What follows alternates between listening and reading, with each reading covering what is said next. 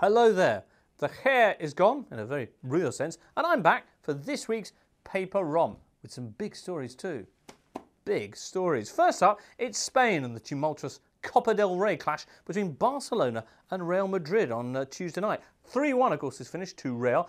You might think this is just one Spanish giant beating another Spanish giant, but you'd be wrong, because coming just a week after Barcelona's Champions League defeat to Milan, it's nothing less, as AS confidently announced, than the end of an era. Have that and that, says AS's front page, which actually went round the back. So excited were they about the result. Madrid dancing on Barcelona's tomb, says the paper. The Nationals were at it too. Let's see, here's ABC with "It's a coup d'etat in Barcelona." La Razón, whose byline uniquely is "We like Spain," say Cristiano shuts up the new camp, and La Vanguardia, it's the debacle of an impotent Barcelona. Well, Marca, who dedicated more than half of Wednesday's edition to the match, say it's a romp. Cristiano is new camp hero. He always was, Marca. He always was. But interesting to note that for once, Ronaldo upstaging his tiny rival, Leo Messi, with a performance so outstanding, featuring indeed more shots than the entire Barcelona team combined, that even the Catalan press had to say, this Portuguese fellow, he's pretty good. Well, a few more headlines. Marca again the next day. Heroes of the Reconquista, when of course the Castilians kicked out the Moors, of course. While AS go with Mu St. George. They hired him to slay the Catalan dragon, says the paper, and he's done it. Some interesting references there. Funny thing is, though, of course, that this very Saturday, said Dead Dragon will be facing Madrid all over again in yet another Clásico, although in what state remains to be seen, for while the Catalan press are insisting that psychologically another game with Real is the best thing possible, we've got to get back on our feet, say Sport. Their confidence looks shaken not just in the side, but also in stand-in boss Jordi Roura. Widespread view that while Madrid have a manager, Barcelona, with Pep's stand-in, don't. Why don't they learn from their mistakes? Asked Sport. Why is there no spark? Why did David Villa come on so late? Well, fellow Catalans El Mundo Deportivo are having none of that. We are all Roura, they declared the next morning. I bet you are after 3-1. Remember, says the paper, a year ago, Jordi was just third in line in the coaching staff, barely even featuring in the team photos. Now he finds himself sat on the bench while his boss, and let's not forget best friend Tito Villanova, battles cancer. Before Christmas, when we heard about Villanova's illness, all fans agreed that the priority was the life of their manager. It seems that that has all been forgotten in the heat of battle.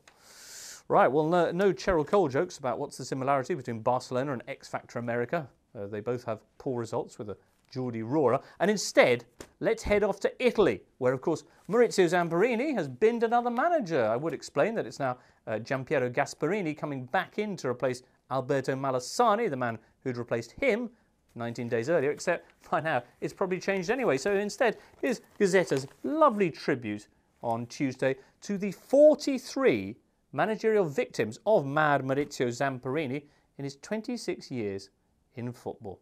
Figures correct at the time of recording. Now, the other big news this week in Italy was this man, Diego Maradona. Yes, ahead of Friday's huge top-of-the-table showdown in Serie A between Napoli and Juventus, El Pibe was back in Naples, seeing of probably his greatest days. Gazzetta have him here, I, Diego, and inside, making the biggest Naples appearance in public since Janet Jackson at the Super Bowl, probably, addressing the crowds from a balcony and telling them, I am a Neapolitan, and urging kids to stay off the drugs too. Now, he hasn't been back much over the years to his adopted city, but that's largely thanks to Italy's financial police, who'd like him to lose a few pounds in a very real sense. They claim, indeed, he owes them 40 billion euros in unpaid taxes, and on previous visits to Italy they've hounded him, stripping him of his jewellery in a TV studio once, and even taking his watch off him. Mind you, as a player in Naples, he must be used to that. Well, Diego anyway reckons that the case can still be ironed out, and it even suggests here that he should be Napoli's next manager. As he explains, it's not like I've killed anyone. Diego, you had them at hello.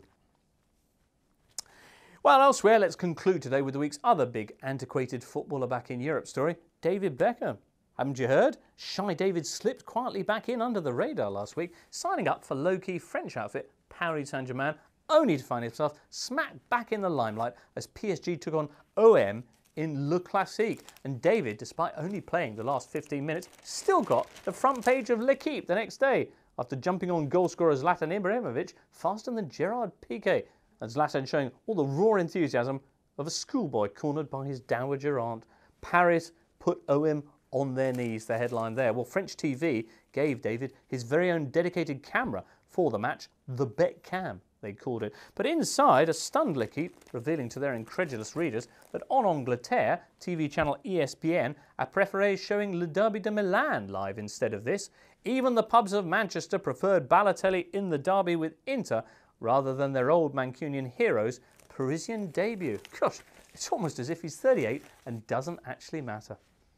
Well, the two sides met again, of course, this Wednesday. 2-0 again, the scoreline for Paris Saint-Germain. This time, no cover for David, who made his first start in the match. The headline there, Ibra gives OM a bloody nose, but plenty of Beckham coverage inside. L'Équipe talking about all the good touches from Beckham. It was his first real test, they say, and he passed it with flying colours. Passed, indeed, and passed, more than any player on the field. L'Équipe gave him 6 out of 10 in their ratings. Joey Barton, who was also playing, of course, got a lowly 4, largely for making fun of Ibra's nose. Dick Barton. Well, with that, we'll come to the end of this week's paper review. There's Champions League back next week, so no doubt loads of excitement from the continental press. Hopefully, you'll be joining us for that.